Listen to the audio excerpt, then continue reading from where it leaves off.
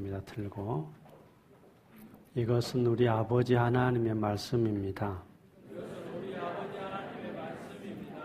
내가 세상을 살아갈 때에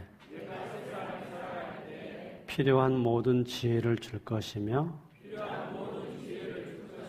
세상을 떠나면 천국으로 인도할 것입니다. 옆 사람에게 인사하시죠. 지금 만난 것처럼 천국에서도 만납시다.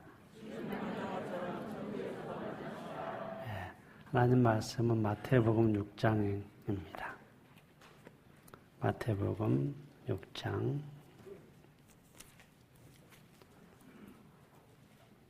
19절에서 20절까지 21절까지입니다.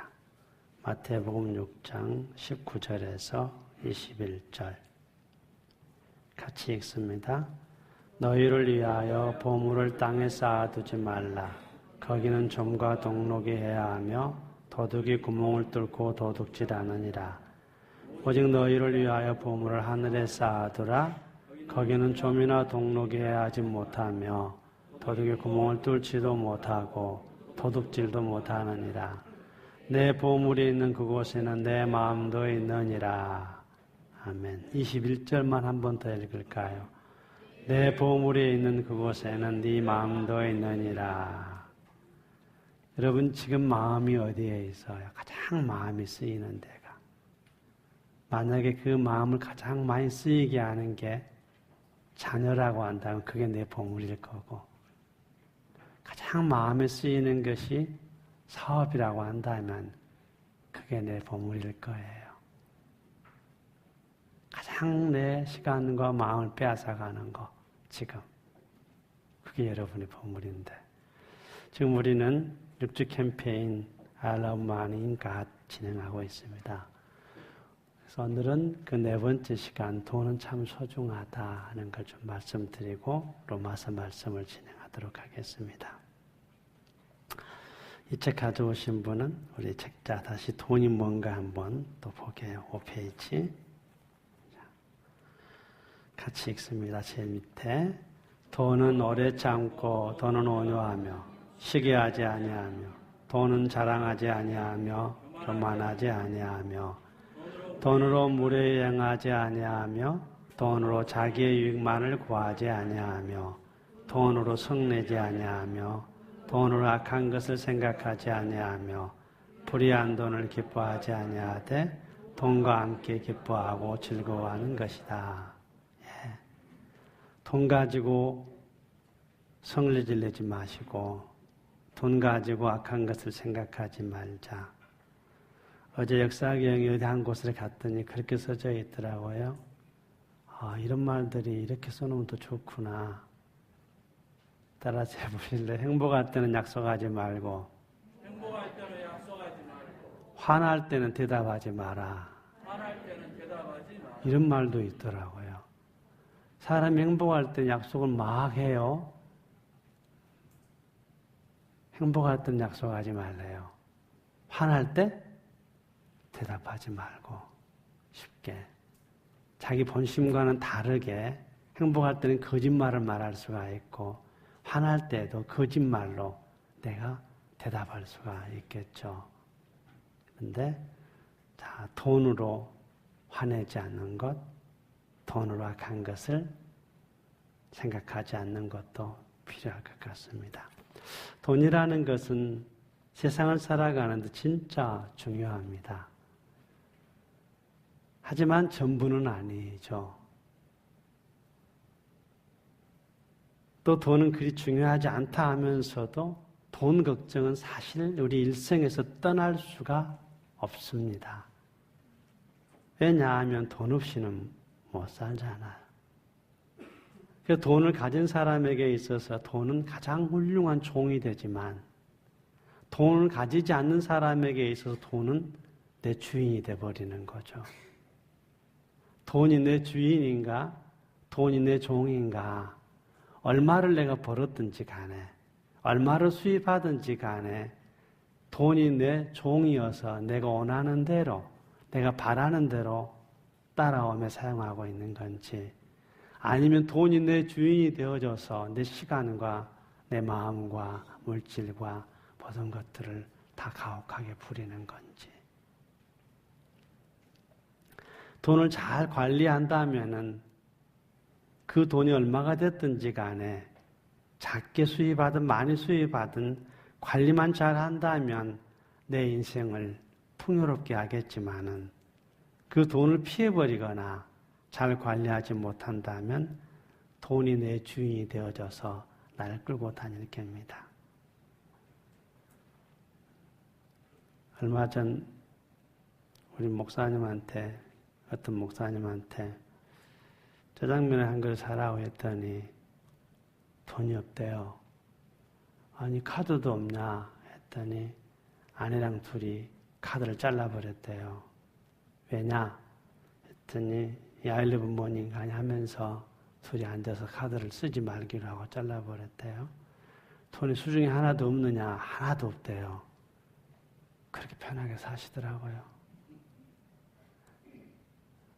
카드 하나 믿을 구석이 됐을지 모르겠으나 그 카드마저 잘라버렸을 때 어찌 보면 이제는 자유의 모습을 만날 수가 있었습니다. 사실상 지금의 내 인생을 누가 만들었느냐고 묻는다면 내가 만들지 않는 인생은 없습니다. 어떤 영향이 있든 누군가의 어떤 상관없이 지금의 내 인생 모두가 다 내가 만들었더라 하는 겁니다. 어제의 내가 오늘을 만들었고 오늘의 내가 내일을 만든다는 얘기들을 들어보셨지 않아요? 오늘 내가 어떻게 사느냐 결국 내일을 결정하는 거고 지금 나는 어제의 나를 살고 있는 거죠. 내가 어떻게 했길래 어제 지금 내가 있는 거고 오늘 내가 어떻게 사느냐 결국 내일을 결정하는 영이 될 거예요. 현재 여러분들이 가지고 있는 돈, 이것은 내가 선택한 만큼 가지고 있는 겁니다. 내가 선택한 만큼만 지금 가지고 있을 거예요. 그래서 그 돈이 많냐 작냐를 떠나서 선택한 만큼 가진 돈이라 할지라도 지금부터라도 오늘부터라도 그 돈을 소중하게 다루자는 것이 오늘 상평통보의 4번째 돈은 보물이다는 이야기입니다. 우선 그 돈에 휘둘리지 않으려고 한다면은 내가 그 돈이 내 주인이 되어져서 내가 그를 쫓아다니지 않으려고 한다면 어찌해야 할 거냐는 이것이 필요합니다. 무엇보다도 돈에 영향을 끼치는 유혹들을 이겨야 한다는 겁니다. 돈에 이끌려 다니거나 돈이 내 인생의 주인이 되어져서 결국 나는 그 유혹 가운데서 뿌리치지 못하고 사는 경우들이 있습니다. 게으름의 유혹들이 있고 그리고 과소비의 유혹이 있고 또 어떤 경우는 고수익의 유혹들이 있습니다. 그 유혹에 빠지게 되면 결국 돈은 내 삶에 돈 자체가 주인이 되고 말아서 나는 그 돈의 종이 된다는 것입니다. 게으름의 유혹이라는 것은 내가 게을러서 가난에 허덕이는 경우입니다. 오늘의 내가 가난하다 하는 것도 죄송합니다. 이 가난하다는 개념을 돈을 좀 떠나서 말씀을 드릴게요. 어느 쪽이 가난하든지 간에 내가 게을러서 허덕이는 경우들이 있더라. 부지런히 일하고 일한 만큼을 누릴 줄 안다면 그는 부자는 아니더라도 부자처럼은 삽니다. 부족하지 않으니까. 부자라는 건 가져서 부자가 있고 부족하지 않는 부자가 있는데 가져서 부자는 어떤 재물이나 물질을 말할 수 있겠지만 그냥 부족하지 않는 자는 가지진 못했지만 내가 필요를 느끼지 못하고 내 삶의 부족함을 느끼지 못한다면 그 또한 부자인 건 틀림이 없죠. 우리는 각자가 돈은 버는 수입은 다르다 할지라도 부자로 사는 것 또한 얼마를 버느냐 상관없이 부자로 살 수가 있고 부자로 안 살 수도 있다는 걸 말씀드릴 수 있습니다. 그래서 성경에 보면 그런 얘기들이 좀 있어요. 게으르게 살아서는 안 된다는 꽤 많아요. 의외로 게으름이 얼마나 우리 인생을 망치는 것인지 잠언에 보면 굉장히 많이 등장해요. 게으른 사람의 특징들에 대해서. 우선 돈의 소중함을 알기 전에 꼭 필요한 것은 게으르게 살아서는 안 된다는 거. 이것 자체가 돈을 내가 따라가게 만들 수밖에 없는 그 구석으로 몰고 갈 거라는 겁니다. 또 하나는 과소비의 유혹입니다. 소비로 자기 자신을 드러내고자 하는 유혹들. 이것도 내가 돈을 쫓아가는 행위가 되겠죠. 각종 광고에 선회를 당한다든지 또는 고급 브랜드나 제품들 앞에 내 행복을 포장시킨다든지 내가 돈은 가져왔지만 돈은 쓰지만 그 돈으로 내가 어디에 쓰느냐에 따라서 과소비가 되면 결국 나는 행복을 포장할 뿐이지 그 자체가 행복을 가져다 주지는 않더라는 겁니다. 내가 번 돈은 딱 한 번밖에 못 씁니다. 따라서 합시다. 내가 번 돈은 딱 한 번밖에 못 쓴다. 쓰고 나면 없어지는 겁니다. 한 번밖에 쓰고 없어지는 그것들을 어떻게 써야 하냐는 거죠. 그래서 돈을 내가 사용했는데 이 돈이 버리는 돈인지 진정한 행복을 위해서 쓰는 돈인지는 금세 구별할 수 있습니다. 이 돈이 버려지는 돈인지 이 돈이 내 행복을 위해서 적어도 행복을 위해서 투자되고 있는 돈인지는 알잖아요. 우리는 현명한 자라고 할 때 버리는 돈은 안 쓰셔야겠죠. 돈 쓰면서 버리는 돈 많잖아요. 돈 쓰면서 버리는 돈.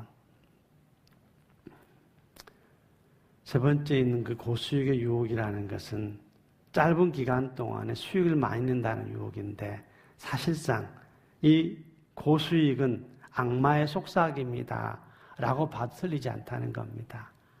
설사 누군가가 정말 이렇게 하면 많은 유익을 낼 수 있다, 이렇게 해봐라 저렇게 해봐라 하는 것들의 대부분은 악마의 속삭임이더라.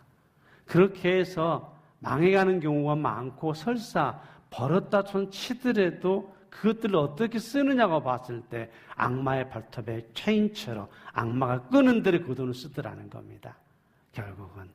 그래서 고수익의 그 유혹들에 넘어가서는 안 될 거라는 겁니다. 사람이라는 것은 내가 일단 고수익에 대한 유혹에 빠지게 되면은 편승하게 되면 과잉, 확신이 자기 안에 자리 잡습니다. 이거 틀림없을 거야, 될 거야. 투자를 하죠.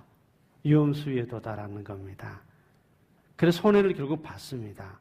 손해 봤는데 뭐라고 말하느냐 하면 이렇게 말합니다. 조금밖에 손해 안 봤다고. 뭐라고요? 결국 손해는 본 거예요, 안 본 거예요? 본 거예요. 얼마 전 몇 년 전에 주식을 많이 했던 사람, 저희 옆에 사람들 보니까 저는 조금밖에 안 잃었어요. 얼마 잃었는데? 말하면 그렇지, 조금밖에 안 잃었어요. 얼마요? 1억쯤 잃었어요. 그러면 내 친구는 3억을 잃었고요. 그냥 지금 다 투자했고요. 자기는 조금밖에 안 잃었다고 이렇게 자기 자신 스스로가 위안을 삼아버린 거죠. 후회를 최소화시키는 것이 인간의 기본이라고 합니다. 특히 이런 고수익의 유혹들은 그 후회를 최소화시키는 방향으로 날 끌고 가면서 조금밖에 손해 안 봤다. 딴 사람에 비하면 덜 봤다는 식으로 나를 만족시키면서 계속 나는 그 유혹을 헤어나오지 못하는 것들이 있다는 겁니다. 이 고수익의 유혹에 가장 많이 빠졌던 세대를 여론조사를 해보았더니 45세 이하더랍니다. 온라인으로 주식을 거래한 사람의 4분의 3이 45세 이하고 그 중에 70세 얼마가 잃어요? 4분의 3 중에서 손해보는 잃은 사람이 온라인으로 90%? 예. 저분의 말씀은 신뢰도가 있습니다. 투자증권 회사에서 오랫동안 지금까지 일하시는 분으로 온라인으로 4분의 3이 투자하는데 90%가 잃는다는 겁니다. 45세 이하들이 정말 열심히 벌어서 은연중에 나도 모르게 조금밖에 안 잃었다 하면 계속 이렇게 하고 있는 겁니다. 조금밖에 안 잃었다. 계속 갖다 투자하면서 이런 부분들이 많은 거죠. 부자들은 진짜 여윳돈으로 투자하기 때문에 조급하지가 않고 냉철하고 또 진짜 차디철만치 냉혹하게 결정을 한답니다. 오히려 그 유혹에 빠지지 않는다는 거죠. 훨씬 부자들은 고수익의 유혹에 빠지지 않고 이 고수익 유혹에 빠진 사람들은 우리 교회 안에서도 45세 이하들의 4분의 3 정도의 90%는 계속해서 돈을 잃어버리고 있겠죠. 그래서 돈이 소중하기 때문에 가볍게 다뤄서는 안 된다. 어떻게 할 거냐? 그 소중한 돈을 나름대로 분명한 원칙을 정해 쓰는 것은 제가 읽은 모든 책자가 동일합니다. 돈은 반드시 원칙을 가지고 있어야 한다. 사람이 살아감에 있어서도 원칙 중심의 삶을 살면 그 인생은 반드시 성공하게 돼 있는데 돈 또한 아무리 적게 번다 할지라도 내가 가진 원칙을 지켜간다면 그 사람은 결코 이 땅에서 가난하게 살지 않는다라고 되어 있어요. 예를 들면 이런 것들이 있더라고요. 쓸데없는 돈 안 쓴다. 즉 무의미한 돈, 쓰나마나한 돈에 대해 난 안 쓴다. 딱 못을 박아놓고 있는 거예요. 자기 나름대로의 원칙을 정했을 때 어떤 물건을 살 때는 오늘 사야겠다가 아니라 이 물건을 사야 할 때는 사흘 뒤에 사자라고 한대요. 언제 산다고요? 지금 금방 사고 싶은데 언제 사자고요? 사흘 뒤에 사자. 사흘 뒤에 구입할 확률이 거의 10% 이하랍니다. 오늘은 사고 싶은데 사흘 뒤에 가봤더니 물건 소용이 없어지더라는 겁니다. 그래서 그런 원칙들을 정해놓고 돈을 쓴다면 내 소중한 돈은 빠지지 않을 겁니다. 그리고 진짜 버리는 돈 안 쓴다. 돈 쓰고 버리는 거 있잖아요. 쓸데없이 밥 사주는 것도 버리는 돈일 경우 많아요. 비싼 거 사주는 것도 버리는 돈일 경우 많아요.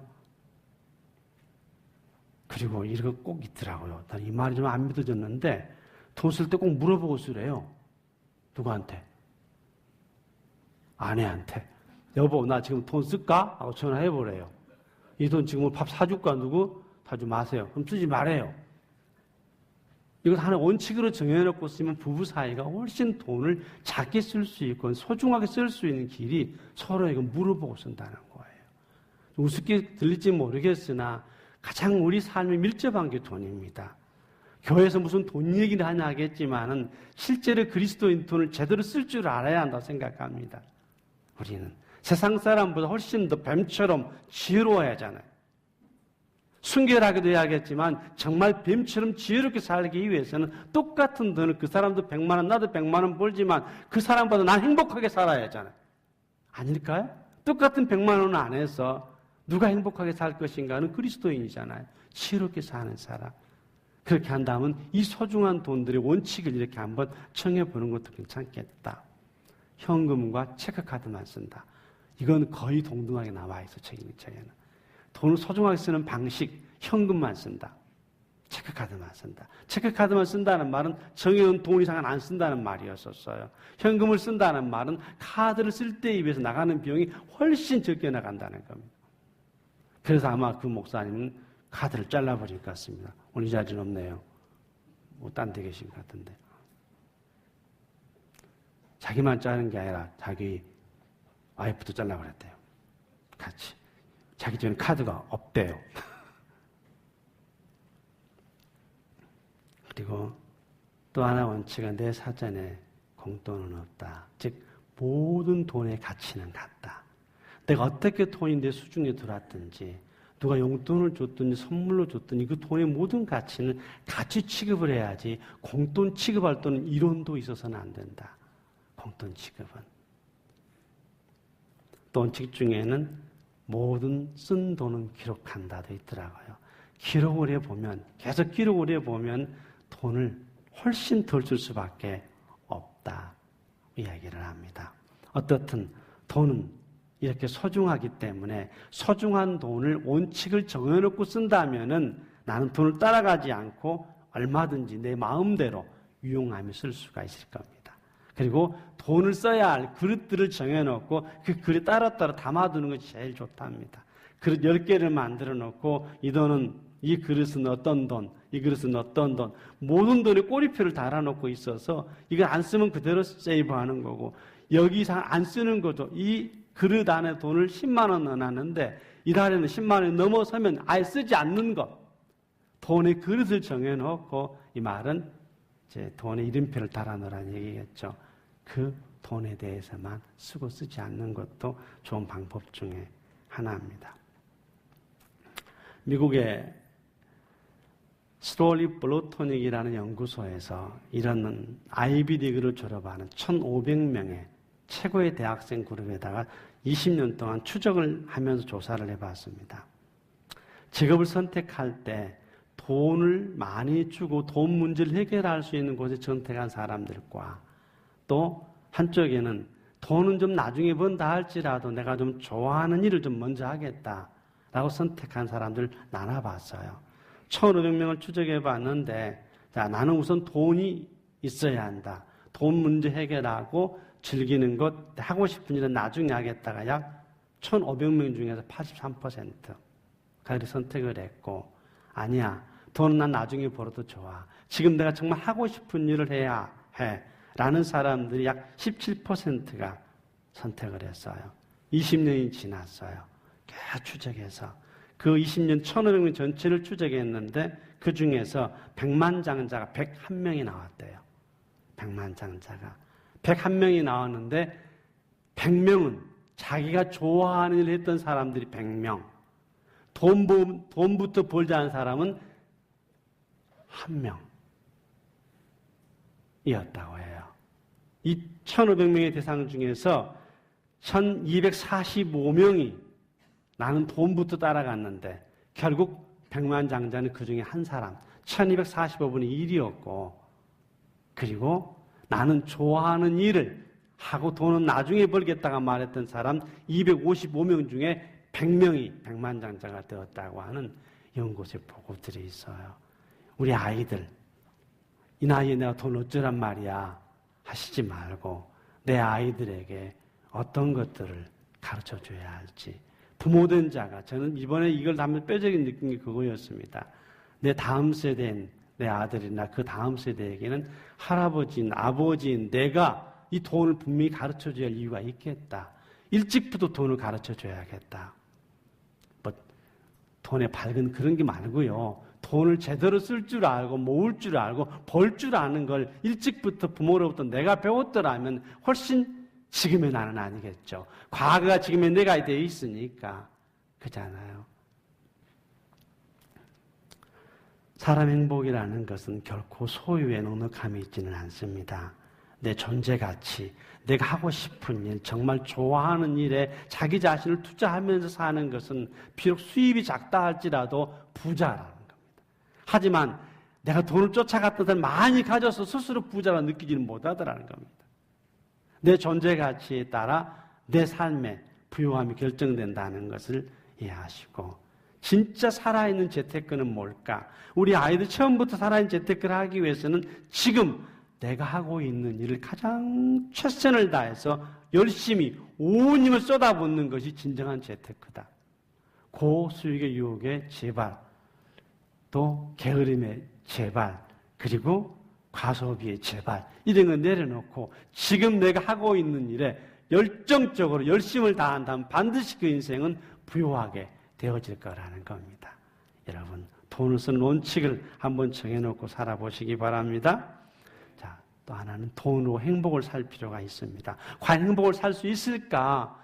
웬 돈으로 행복을 사나라고 하겠지만 사실 우리는 그렇게 많이 배워왔어요. 저 학교에서부터 청빈하게 사는 거, 청렴하게 사는 거, 가난하게 사는 거 이런 것들이 어떻게 보면 도둑군자처럼 훌륭하게 보일지는 몰랐었으나 오히려 돈을 제대로 정승처럼 벌어도 정말 제대로 쓰게 써라 이렇게 가르쳐주는 사람 만나보지 못했잖아요. 그냥 청빈해라, 뭐 청렴해라, 가난해라, 청백리가 되어라 이런 건 많이 들어왔겠지만은 돈을 정말 제대로 벌어 제대로 쓰자에 대해서는 일러준 사람이 없었기 때문에 지금부터라도 우리가 우리 다음 세대에게 일러주고 우리 또한 그렇게 해볼 필요가 있습니다. 이게 있었으면 2015년 조사와 2018년 조사가 있었는데 2015년에는 흥사단에서 우리나라 고등학생 2,000명에게 윤리의식을 조사해봤어요.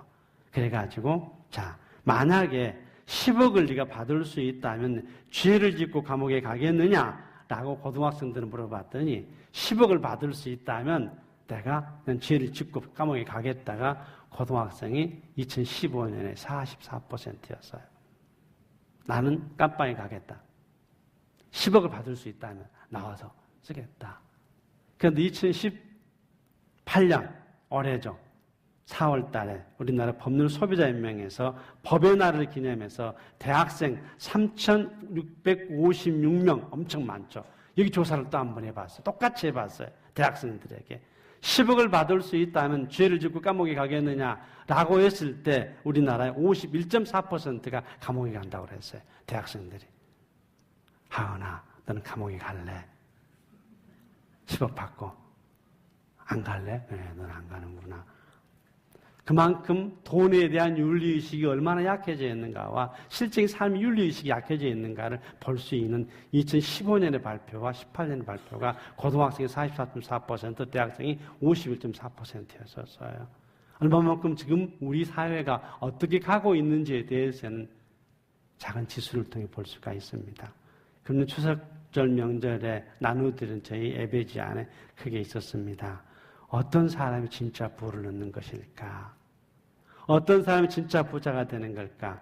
사람들은 재물 택하겠지만 사람들은 금과 은을 택하겠지만 하나님의 사람들은 무엇? 하나님을 두려워하는 마음을 선택해라.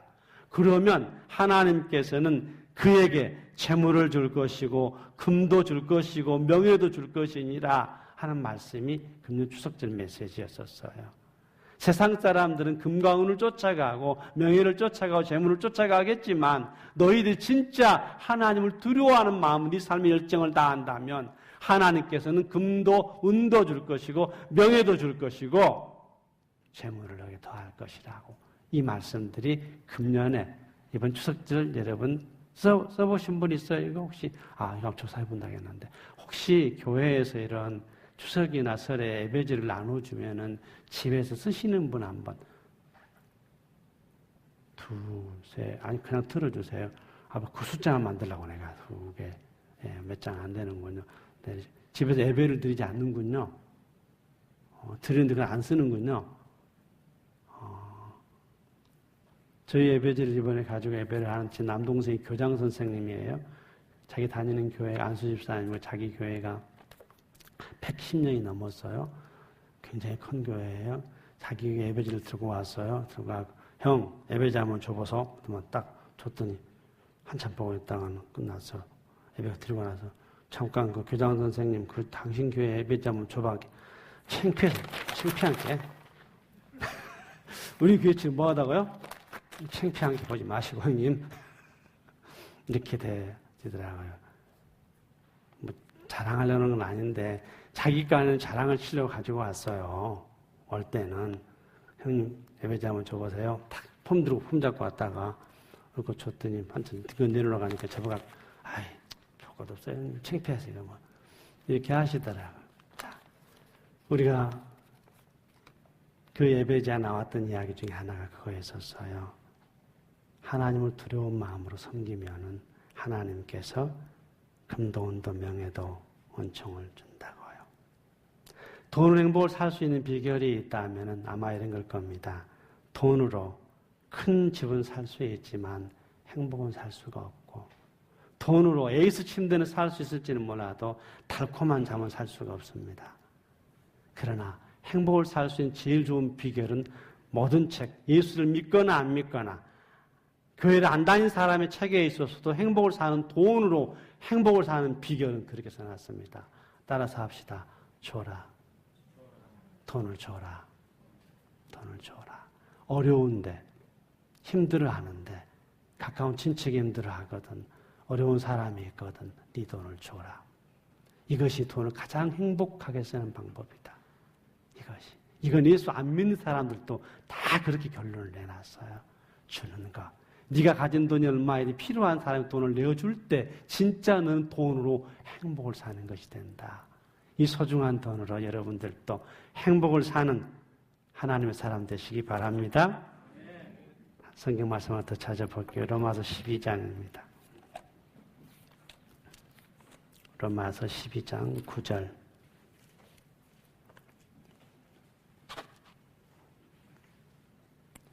9절에서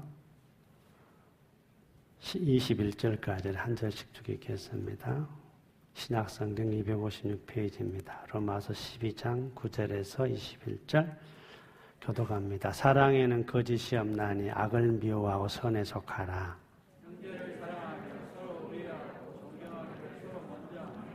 부지런하여 게으르지 말고 열심을 품고 주를 섬기라.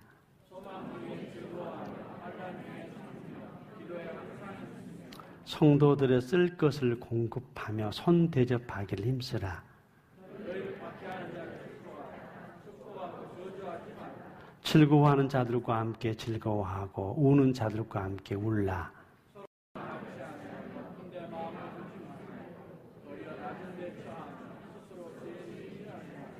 아무에게도 악을 악으로 갚지 말고 모든 사람 앞에서 선한 일을 도모하라. 내 사랑하는 자들아, 너희가 친히 원수를 갚지 말고 하나님의 진노하심에 맡기라. 기록되었으되 원수 갚는 것이 내게 있으니 내가 갚으리라고 주께서 말씀하시니라.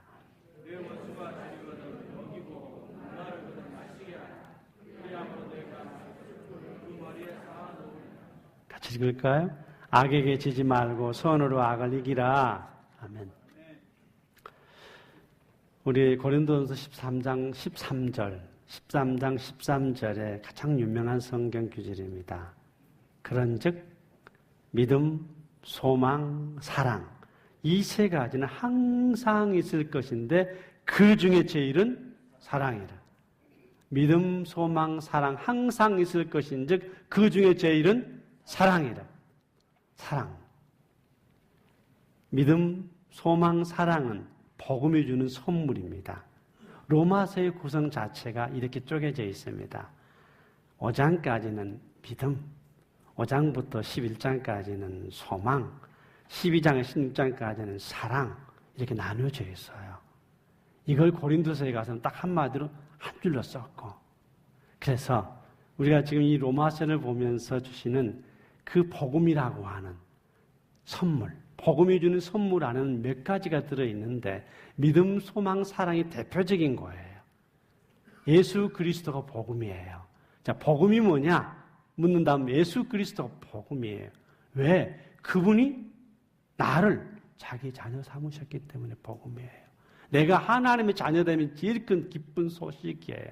이건 굿 뉴스라 그래요. 영원토록 굿 뉴스입니다. 영원토록 굿 뉴스는 내가 하나님의 자녀됨. 결국 하나님의 자녀됨의 가장 큰 특징은 하나님이 나를 책임짐 이 말입니다. 그냥 자녀됨 의무만 생각하지 말고 나는 내가 아들을 낳아놓고 딸을 낳아놓으면 내 자녀들에 대해서 아버지 뭐예요? 아버지로서의 보호자됨, 어머니로 책임짐. 이건 부모의 입장이잖아요. 내가 하나님의 자녀됨을 내 쪽에서는 이렇게 보겠지만 하나님 편에서는 끝까지 너를 책임짐. 이것이 여호와입니다. 이 기쁜 소식 복음이라고 해요. 예수님께서 이 일을 자기 자신의 고통과 십자가의 죽음과 그리고 부활로 일을 이루셨거든요. 그리고 나서 그 이루어진 그것들을 내 안에다가 그대로 심어 놓았어요. 이걸 우리는 믿음이라고 말해요. 뭐라고요? 믿음. 함부로 되어지지 않는다는 거죠. 누군가가 믿고 싶다고 아무리 발버둥을 쳐도 믿지 못할 게 신앙, 예수, 하나님이에요. 그런데 우리는 발버둥을 치고 믿은 게 아니라 열심히 노력을 해서 믿은 게 아니라 어느 날 순간은 내 안에 딱 믿음으로 들어와 있는 거예요. 믿는다, 믿을 것이다가 아니라 자체가 들어와 있어요. 하나님의 것으로 우리를 불러서 선물 주신 거죠. 하나님의 것으로. 하나님 자녀됨의 거대한 선물인 거죠. 그래서 이것을 예수를 믿는다는 동사형으로 바꿔 쓰면은 어떤 것들이 현재형으로 등장하냐면은 예수 믿음으로 산다는 말은 예수 믿음으로 산다는 말은 예수 믿음 그 상태 내가 예수를 믿고 있던 이 상태를 어느 장소에서나 어느 상황에서나 유지하는 것을 예수를 믿는다라고 말해요. 이해하시나요? 네. 예수를 믿는다는 말은 내 안에 든 예수 그 믿음을 어떤 장소에서나 어떤 상황에서나 부인하지 않고 드러내고 끝까지 유지하는 것을 예수 믿는다라고 말하는 겁니다. 그 믿음으로 사는 사람들은 어느 장소에든 어떤 상황에서든지 우리는 실망이나 좌절에 낙심할 필요가 없는 거죠. 왜냐하면 나의 자녀됨의 아버지 대신 하나님이 계시고 예수 그리스도가 이를 위해 자기 생명을 값주고 샀기 때문에 어떤 때 어떤 상황에서도 우리는 환난이라 할지라도 고난이라 할지라도 결코 좌절할 수 없는 우리에게는 영원한 소망이 있다는 것이 또 하나의 선물이죠. 선물은 그분이 나를 자녀 삼으심에 반드시 내가 원하는 것들에 내 기대를 저버리지 않고 응답해 주시기 때문에 예수 믿는 우리들은 소망이라는 선물도 갖게 되는 겁니다. 이것들을 이룩하기 위해서 그냥 가만히 놔둔 게 아니라 내 안에 믿음과 더불어 성령으로 내 안에 들어오셔야. 복음이 주는 제일 큰 선물은 저는 믿음, 소망, 사랑, 이보다 더 큰 선물이 있다면 성령이라고 말하고 싶어요. 하나님의 영이 내 안에 들어와 계시죠. 하나님의 영. 예수는 믿음 자체 때 내 안에 내주하셔서 늘 내 안에 생각을 바꾸세요. 여러분, 예수를 오래 믿을수록 생각이 변해요. 어떻게 변할까요? 하나님을 기쁘시게 하는 생각으로 바뀌어요. 나를 기쁘게 하는 생각이 아니라 하나님을 기쁘게 하는 생각으로. 이건 성령이 하시는 일이에요. 성령은 우리 생각을 바꿔요. 그리고 반드시 성령이 인도하는 것은 평강, 샬롬이에요. 비록 상태는 엄청 힘들고 어려울지 모르나 그 심지가 흐트러지지 않는 듬직한 평강을 내 안에 주셔요. 바람 불고 비가 오고 창수가 나고 정말 온통 절벽 가운데 서 있는 누구라 할지라도 절벽 속에서 어미 품 속에 삐쩍삐쩍 울고 있고 노래하고 있는 그 새끼새처럼 그 새끼새가 보는 세상은 이 절벽입니다. 비는 엄청 쏟아집니다. 바람 억수로 붑니다. 하지만 난 누구랑 같이 있어요. 그 절벽 한 구멍 안에 내 어미랑 함께 있었던 느낀 이 평강은 밖에 일어난 이 일들은 도무지 평화할 수 없겠지만 지금 내 어미와 함께 있는 이걸 평안이라고 말해요.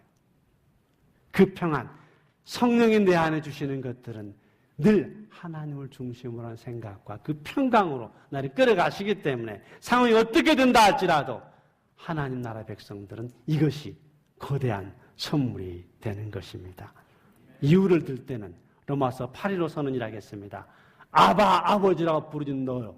나의 신분을 다시 한번 확인합니다. 내가 누구냐라고 묻는다면 아바 아버지라고 네가 하나님 불렀다면 그는 성령이 그렇게 하시는 것입니다. 따라서 합시다. 네가 하나님을 아바 아버지라고 한다면 이는 성령이 네 안에서 하시는 것이다. 함부로 아바 아버지라고 부를 수 없어요. 하나님 아버지라고. 늘 저희 막 연수타트 공부할 때 제가 자주 듣는 애인데 우리 아버님께서 좀 늦게 예수를 믿으셔서 소천하시 돌아가셨는데 아버지 아들도 교회 다니고 엄마도 교회 가고 다 교회 가는데 밥 먹을 때 기도하면 안 되겠습니까? 기도해라. 이제 제가 대표로 기도를 한번 딱 했어요. 하나님 아버지 오늘 식사를 마디고 축이 다 끝났는데 하시는 말씀. 야, 너 내비가 둘이냐? 왜? 하나님 네 아버지냐? 아버지는 여기 있다. 자, 일반적인 사람들이 하나님을 아버지라고 부른다는 건요 상상 자체가 안 되는 겁니다. 내 안에 성령이 있지 아니하고는 나는 교회를 대충 다니는데 아버지라고 부르네. 못난 자식도 자식입니다. 걱정하지 마시고 그런 부분에 대해서는 안 그러겠어요? 자, 8.15 선언이라는 말씀을 드렸습니다. 그리고 그 선언에 의해서 우리는 하나님의 자녀됨을 확신해서 끊을래야 끊을 수가 없는 거죠. 내가 낳은 자식을 아무리 그가 잘못했다고 해서 부모가 잘라낼 수가 없는 겁니다. 내 아이입니다. 진짜 못 낳고 못 낳을수록 내 아이 이렇게 못 낳고 못 낳을수록 내 아이인 거죠. 그 아이는. 하나님 그렇습니다.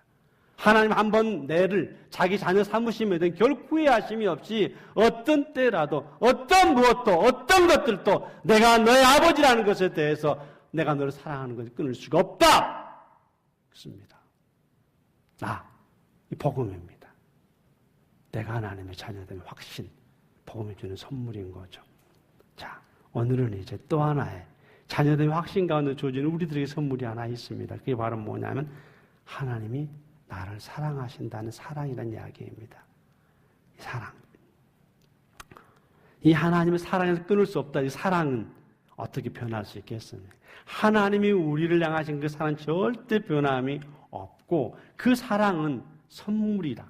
또 선물이라는 말은 늘 드리는 말씀입니다만은 내가 노력해서 얻는 게 아니라는 거. 단락에서 받은 것도 아니라는, 입으로 본 것도 아니라는 거. 그렇잖아요. 세상은 어떻게 살아야 할 것인가? 세상에 사는 방식이 둘이 있어요. 하나는 반드시 자기 수고의 대가로 살아야 해요. 이건 아주 철칙에 자기 수고의 대가로 살 것. 공돈을 거부할 것. 분명한 철칙에. 그러나 또 하나 선물로 살아가는 방식이 있어요. 그 선물은 하나님이 내게 주신 것만으로 사는 것. 그 사랑은 결코 내가 달라고 해본 적이 없습니다. 하나님이 내 안에 주시는 거죠. 내 노력의 결과가 아니고 뭘 주고 산 것도 아니기 때문에 그렇습니다. 그 사랑의 이야기를 로마서 12장에 펼쳐가면서 전제를 합니다. 이제부터 너희는 어떤 존재가 되어야 할지, 내가 너를 사랑하며 하나님이 기뻐하시는 삶을 살 수 있도록 내가 하겠다는 겁니다. 내가 기뻐하는 사람 너를 끌고 가겠다. 이 말이 하나님이 기뻐하시는 거룩한 살아있는 재물, 희생이라는 세크라피스로 쓰는데요. 희생이라고 씁니다.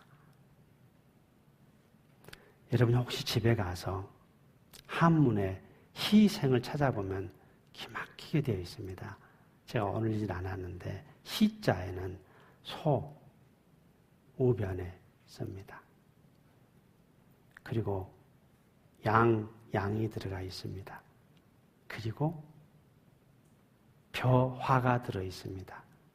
그리고 때가 들어 있습니다. 나아가 그 한문 안에는 희생한다는 그 안에는 소는 재물입니다. 양도 재물입니다. 벼도 재물입니다. 모든 걸 다 내어드리는 내가 그 밑에 깔려 있다는 것이 희생할 희자입니다. 한문이 그렇게 구성이 됩니다.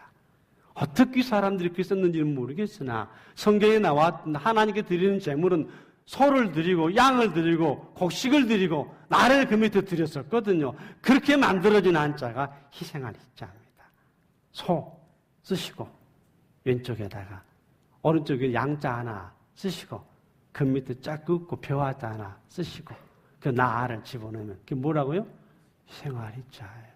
이제부터 너희는 그런 인생을 살 수 있도록 내가 하겠다고 성경은 말하고 있습니다. 지금 사랑은 1차적으로는 교회 안의 사랑을 말해요. 로마서는요. 너희는 제발 세상 사람과 같이 말하라. 세상을 본받지 말아라. 왜냐하면 너희는 이미 내가 너에 준 성령으로 인하여 트랜스폼, 변화된 존재다. 이걸 우리 인정하셔야 하는데 자꾸 이걸 거부하면 자꾸 난 역정을 내고요. 내 옛날 생각대로 살려고만 그래요. 이미 나는 어떤 존재냐? 트랜스폼, 변화된 존재라는 거예요. 성경에서는 하나님의 자녀로 변화된 존재라면 세상 사람처럼 살지 마라. 넌 이미 변화되었어. 바뀌어졌어. 트랜스폼 된 거야. 완전히 바뀐 거야. 이제 네 마음대로가 세상처럼이 아니다. 내가 네 안에 준 하나님이 기뻐해 주시는 그 마땅히 내 안에 준 그 생각과 그 평강을 따라 살라고 하십니다. 그래서 네 안에 각자 나름대로 그 분량에 맞게끔 내가 뭔가를 다 주었으니까 이런 것들을 깊이 생각하고 그 생각들을 밖으로 꺼내는 걸 뭐라고 한다? 이것들을 그 선물이라고 해서 이걸 사용하라고 말합니다. 이제는 너는 써라. 사용을 해라. 만약에 네가 봉사하는 자라고 한다면, 가르치는 자라고 한다면, 남을 돕는 자라고 한다면, 지도하는 자라고 한다면 이 모든 것들은 각각 믿음에 맞게끔 줬기 때문에 이것들을 쓸 때, 사용할 때, 밖으로 내놓을 때 너는 사랑하며 사는 것이다 라고 해요. 먼저는 어디 안에 산다고요? 교회 집단 안에서. 그 밖으로 펼쳐나 세상 집단이 그렇게 말하는 거예요. 모든 것들이 기쁨으로 준 선물이기 때문에 안 쓰면 가만히 있습니다. 자, 사랑이 복음의 선물이라고 했습니다. 이 선물은 내 것이 아니라고 했습니다. 우리 지금 돈을 배우고 있습니다. 돈은 사실상 길에서 주운 돈은 꽁돈처럼 취급했었지만 이제부터 돈은 절대 그 취급하면 안 됩니다. 돈은 길에서 주셨다 할지라도 공짜 돈으로 취급해서는 안 된다는 것, 함부로 써서는 안 된다는 것 했다면, 하지만 우리가 하나님에게 받은 사랑은 진짜로 공짜 계좌에 들어있습니다. 다시 말합니다. 하나님이 내게 준 그 사랑은 모두 어디 계좌에 들었다고요? 진짜 공짜 계좌에. 그렇기 때문에 어때? 막 쓰시라는 겁니다. 막 쓰시라는 겁니다. 놀라운 건 쓰면 쓸수록 이것들은 채워지고 늘어난다는 특징이 있습니다. 세상의 돈은 꽁돈처럼 써버리면 사라지면 허무하지만 하나님이 주신 이 사랑은 뭐다고요? 공짜 계좌에 집어 있으니까 마음대로 써라. 막 사용해라. 그러면 그럴수록 네 안에 쓰고 써도 그야말로 마르지 않는 샘물이 될 것이고 오병이어가 될 것이다. 네가 떼어주었는데 네 안에 또 그대로 있는 것. 대표적인 것이 오병이의 기적입니다. 한 아이가 떡 5개, 고기 2마리를 드렸습니다. 그냥 이건 자기가 먹을 점심이고 어머니가 귀 싸준 것이고 나만 먹어야 할 겁니다. 나만 먹어야 할 것. 내가 먹어야 할 것. 이걸 내놓았습니다. 희생이죠. 내놓았으니까. 내놓았더니 퍼줍니다. 퍼주는데 그대로 이건 떡이 있고 고기가 있는 겁니다. 오병이의 길이 주는 건 이 이야기입니다. 저도 그대로 남아있고 더 줄 수 있는 이것이 오늘 우리들에게 주어진 사랑이라고 하는 공짜 계좌에 드린 선물.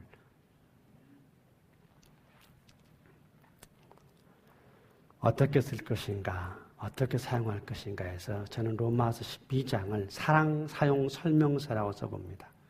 내가 어떻게 이 사랑을 사용하면 나름대로 제대로 쓸 수 있겠는가. 조금 전에 우리는 돈을 사용하는 원칙을 한번 정해봤습니다. 이런 원칙을 놓고 쓴다면 돈을 제대로 쓸 수 있는 것처럼 사랑 또한 이런 원칙들을 로마서에는 쓰고 있습니다. 첫 번째는 돈을 쓸 때, 사랑은 순수해야 한다.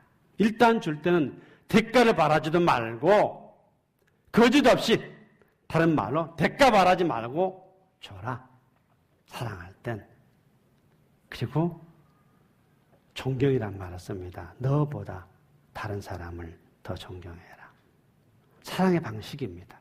내 앞에 만나는 모든 누구가 내가 그리스도로 그 사랑을 입었다고 하면 너 또한 그렇게 다른 사람을 존경해라. 세 번째, 인내입니다. 혹시라도 힘들고 어려운 일이 있다 할지라도 너는 참고 꾸준히 기도해서 계속해서 이걸 퍼줘라. 계속해서 퍼주는 것이 인내입니다. 그리고 혹여 네 주변에 가난한 사람이 있거나 어려운 성도들이 있다면 도와주고 대접하는 것에 힘써라. 힘써라 이 말은 억지로 찾아가란 말과 똑같이 되어 있습니다. 네가 도와줘야 할 자가 네 주변에 있거든 찾아가서 줘라. 대접해라. 이것이 우리가 사랑을 사용해야 할 사랑 사용 설명서의 한 부분입니다. 혹시라도 네가 그렇게 한다고 해서 너를 핍박하는 사람이 있다면 그를 축복해라. 저주하지 마라.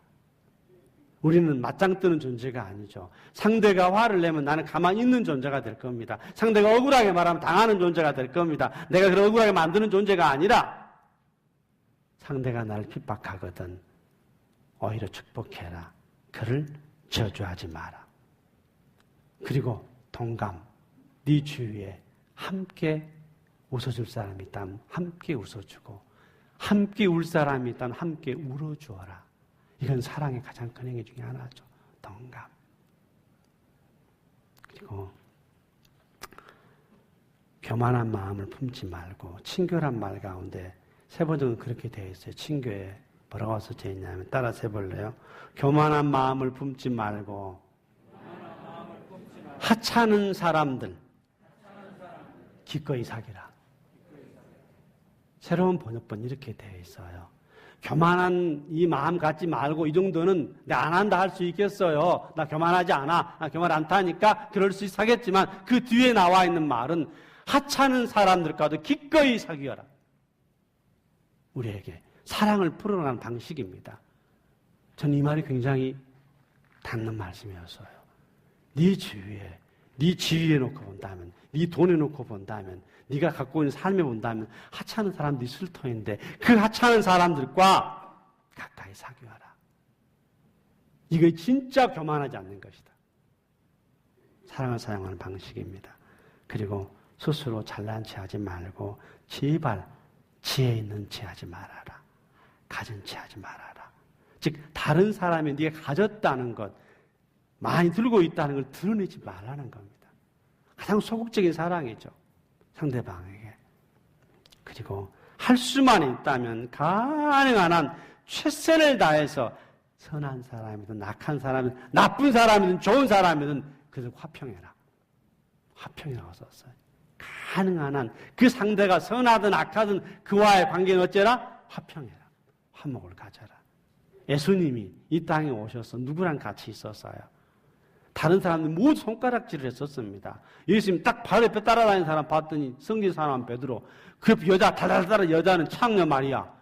저기 따라다니는 저기. 그 여자를 볼 때마다 찔리는 사람이 있을까 없을까요?